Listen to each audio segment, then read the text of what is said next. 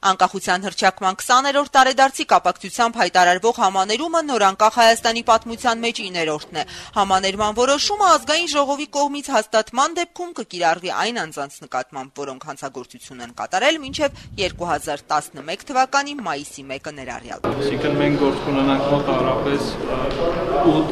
900-ից 1000 մարդու մասին, որոնք սրանք կտարածվի։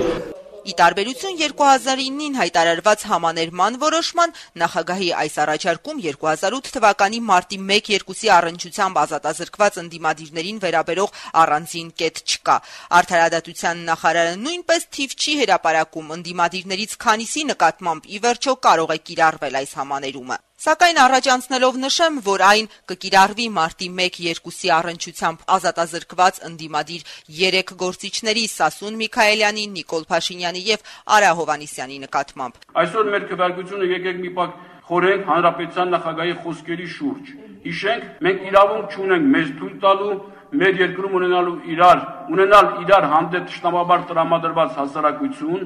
մենք իրավունք չունենք ունենալու քաղաքական ուժեր, որոնք իրար հանդեպ տածում են, այսպես ասեմ, բացառիկ ատելություն, որոնց հարաբերությունների որակը ճշտամանքն է։ Եվ ես կուզեի, որ Հայաստանի Հանրապետության նախագահի կողմից առաջարկվող այս համաներումը ոչ միայն դիտարկենք որպես բարի կամքի դրսևորում, այլ որպես պատասխանատվության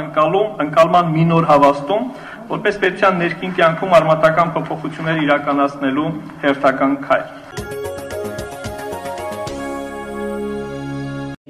Հատուկ քննչական ծառայության մարտի 1-ի գործով քննչական խումբը այժմ հետազոտում է ինտերնետում վերջերս հայտնված 2008 թվականի մարտի 1-ին առնչվող նորահայտ կադրերը, որտեղ երևում է, թե ինչպես ջրցան մեքենայի կողքին խմբված իրավապահների միջից ինչ որ անձինք կրակոցներ են արձակում հորիզոնական ուղղությամբ։ Այդ տեսաերիզը հետազոտվում է եւ կդարձվի մանրակրկիտ քննության առարկա, որը իհարկե ոչ 1-2 օրվա, բայց հնարավորինս սեղմ ժամկետներում դրա վերաբերյալ քննությունը կփորձենք բերել ամբողջական տեսքի եւ բնականաբար կներկայացվի հանրությանը ստացված արդյունքները։ Նոր է ուսումնասիրում, այսինքն մինչև այս Ոչ։ 3 տարիների ընթացքում Այսինքն 3 տարիների ընթացքում այդ դրվագը համենայն դեպս նախաքննական մարմինի իր տրամադրության տակ չի ունեցել։ Դե իսկ անդրադառնալով նախաքննության ընթացքին այսօր հրավիրած ասուլիսում մարտի 1-ի գործով քննչական խմբի ղեկավարը տեղեկացրեց, որ իրավապահ մարմիններին ուղղված նախագահ Սերժ Սարգսյանի հանձնարարականից հետո քննչական խումբը հարցաքննել է 50-ից ավելի մարդու, սակայն այդ հարցաքննությունները նույնպես բացահայտման ուղղված որևէ դրական արդյունք դեռևս չեն տվել, այսինքն նոր փաստեր այդ վկաների ցուցմունքներով ի հայտ չեն եկել։ Չկա առաջընթաց, բայց մենք ակնկալում ենք առաջընթաց։ Պատասխանելով այն հարցին, թե արդյոք հնարավոր է, որ առաջիկայում հարցաքննվեն նաև նախկին նախագահներ Ռոբերտ Քոչարյանն ու Լևոն Տեր-Պետրոսյանը, Վահագն Հարությունյանն ասաց, թե դեռևս այդ հարցը որոշված չէ։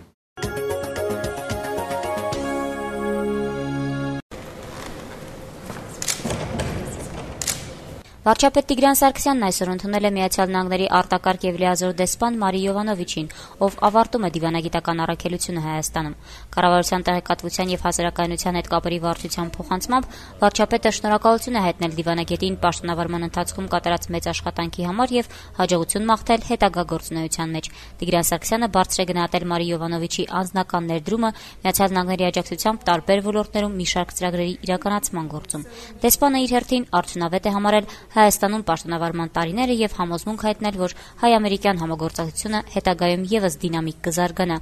ընդգծելով, որ Միացյալ Նահանգները կարեւորում է Հայաստանի հետ հարաբերությունների խորացումը։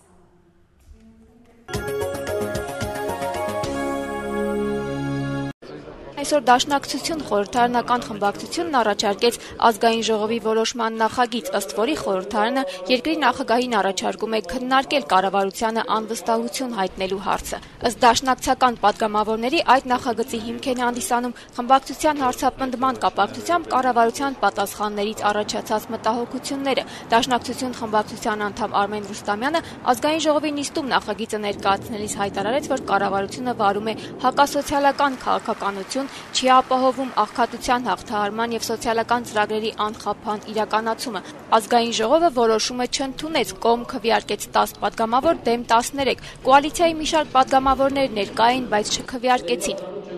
Դաշնակցություն խմբակցության ղեկավար Վահան Հովհաննիսյանը զգուշացրեց, որ 4 ամիս անց կրկին ներկայացվելու է կառավարությանն անվստահություն հայտնելու որոշման նախագիծը։ Ես համարում եմ սա նորմալ երևույթ է, քաղաքական պայքարի ձև է, որ մեր գործընկերները ընտրել են, նպատակն է բարձրացնել իրենց կուսակցության հեղինակությունը, որպեսզի ընտրությունների ժամանակ վայելեն ժողովրդի վստահությունը եւ ստանան քվեներ ժողովրդի։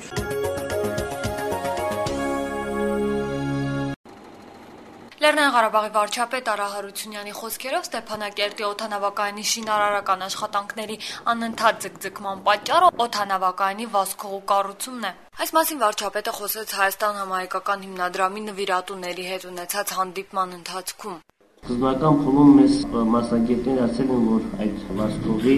ասֆալտը կարծես թե համապատասխանում է։ Բայց հետո, որ արդեն մասնագետները եկել են եւ ուսումնասիրել, պարզվել է, որ այդ վազքողու լայնությունը չի բավարարում։ Պետք է լայնացնել։ Արա Հարությունյանը նույնպես խուսափում է օդանավակայանի բացման ժամկետների մասին խոսել, նշելով, որ բացի վազքողու շինարարական աշխատանքներից կան նաև այլ աշխատանքներ, որոնք եւս պետք է իրականացվեն։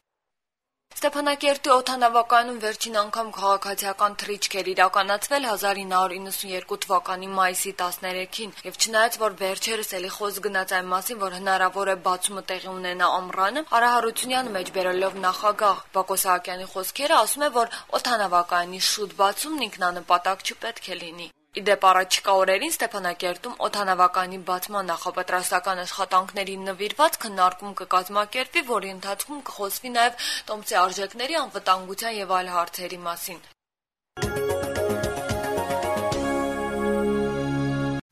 Գագիկ Ռոստոմյանը 2010 թվականի դեկտեմբերից աշխատել է Արզնի տոհմային ֆերմայում որպես անասնապահ, իր պատմելով աշխատելիս է եղել կնոջ եւ որդու հետ։ Այդ ընթացքում ապրել են ֆերմայում աշխատողների համար նախատեսված տնակում, ասում է, որ աշխատել են մինչեւ այս տարվա գարուն, աշխատավարձի փոխարեն հավքիթով են վարձատրվել։ Ըստ Գագիկի հավքիթն իրենց տրվել է համեմատաբար թանկ գնով, հետեւաբար իրացնելիս տուժել են։ Զրուցակիցս պատմում էր, որ ֆերմայի տարածքը լքելու համար անցաթուղթ էր հարկավոր, որը տալիս էր ֆերմայի տնօրինությունը։ Եթե առանց դրա դուրս էր գալիս։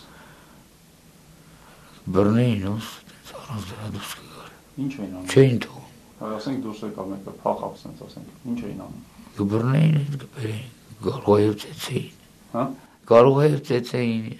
Ի վերջո Արզանի ֆերմայի նախկին աշխատակիցը ֆերմայից ազատվելու համար դիմել է ոստիկանության Կոտայքի բաժին եւ իրավապահների միջոցով կարողացել է ազատվել աշխատանքից։ Հերքում եմ ես այդպիսի բաներ, որ ինչպես թե այստեղ զորով այսօր դառն, ասենք, ոնց կարելի է մարդուն զորով պահել։ Մարդուն աշխատանքից ոչ իր աշխատանքային ժամին դուրս գալու տեղեկացնում են ընդհանրապես, ուրեմն անցագիրի մեջ ոչ մի վատ բան չկա ինձ թվում, հա։ Գեղամ Ջանվելյանի խոսքով Ռոստոմյանի կինը մի քանի անգամ ազատվել է աշխատանքից, այնուհետև վերականգնվել նույն աշխատանքում։ Նրա կինը բավականին լավ կտվորուհի է, մեր համար արժեքավոր կտվորուհի, բայց դա չի նշանակում, որ մենք նրան պետքա պահենք կամ չպահենք։ Ինչ վերաբերում է աշխատավարձի փոխարեն հավքիթով վճարելուն, ապա ընկերության ղեկավարի մեկնաբանմամբ ուրեմն ոչ թե ձվով ենք վճարում, այլ այն աշխատողները, որոնք որ ուզում են մթերքով, այսինքն քանի որ ձուն, գիտեք, նախ ներսի աշխատողներին ավելի շատ էժան է վաճառվում, իրանք իրանց այդ էժան վերցրած ձուն դուրսը, ասենք, ավելի թանկ են փորձում վաճառել։ Բայց նաև դրամային աշխատավարձ։ Իհարկե, ոնց թե ինչի մասին է խոսքը։ Ո՞նց եք ստեղ աշխատում։ Չէ, Ինչքան ժամ ես եղավ։ Ինչ եք աշխատում։ Կտվորուհի։ Հա։ Այս տնակներում եք ապրում։ Հա, այս տնակներում ենք ապրում, մարդիկ ապահովում են ամեն ինչով, տեղներս նեղայեղնում, գնում ենք, դիմում ենք, տալիս են, որ ասենք կոպեկի փող է, ձուն են տալիս, գնում ենք, մեզ լավ են էլի նայում մեզ։ Երկրի դրոշը ավելի բարձր ծածանելու գործում Տաջիկստանը անցավ Ադրբեջանից։ Մայիսի 24-ին Դուշանբեում բարձրացվել է Տաջիկստանի Հանրապետության դրոշը աշխարհում ամենաբարձր դրոշակակիր ձողի վրա։ Ձողի բարձրությունը 165 մետր է։ Սա 3 մետրով ավելին է, քան ադրբեջանական դրոշի կայմը, որը բացվեց Բաքվում եւ համարվում էր աշխարհի ամենաբարձրը։ Դուշանբեում Տաջիկստանի դրոշը բարձրացվել է ազգային պալատի մոտ, բայց դեռ պաշտոնական բացումը տեղի չի ունեցել։ Դրոշի երկարությունը 60 մետր է, լայնությունը 30 մետր։ Դրոշի տեղադրումը կատարել է Trident Support ընկերությունը։ Սա աշխարհում միակ ընկերությունն է, որը մասնագիտացվել է ռեկորդային բարձրությամբ դրոշների տեղադրման գործում։ Դուշանբեում աշխատանքները սկսվել էին անցած տարվանից 2010-ի նոյեմբերի 24-ից եւ հենց այդ օրը Տաջիկստանում նշվելու է արդեն որպես Տաջիկստանի դրոշի օր։ Մինչ այս աշխարհում ամենաբարձրը համարվում էր Բաքվում տեղադրված դրոշակակիր ձողը։ Ադրբեջանի մայրաքաղաքում դրոշը բարձրացվել էր 162 մետր։ Դրոշի հրապարակը մոտավորապես 3 տարի կառուցվում էր եւ ոչ պաշտոնական տեղեկություններով աշխարհում արդեն նախկին ամենաբարձր դրոշը տեղադրելու համար Ադրբեջանը մոտավորապես 24 միլիոն դոլար էր ծախսել։ Երբեմն ուժեղ քամիների պատճառով աշխարհի ամենամեծ դրոշը պատռվում էր, իջեցվում էր ձողից։ Այնուհանդերձ Գինեսի ռեկորդների գիրքը արձանագրել էր, որ Բաքվում բարձրացված դրոշը աշխարհում ամենաբարձրն է, բայց հիմա արդեն ամենաբարձրը Դուշանբեում բարձրացված Տաջիկստանի դրոշն է։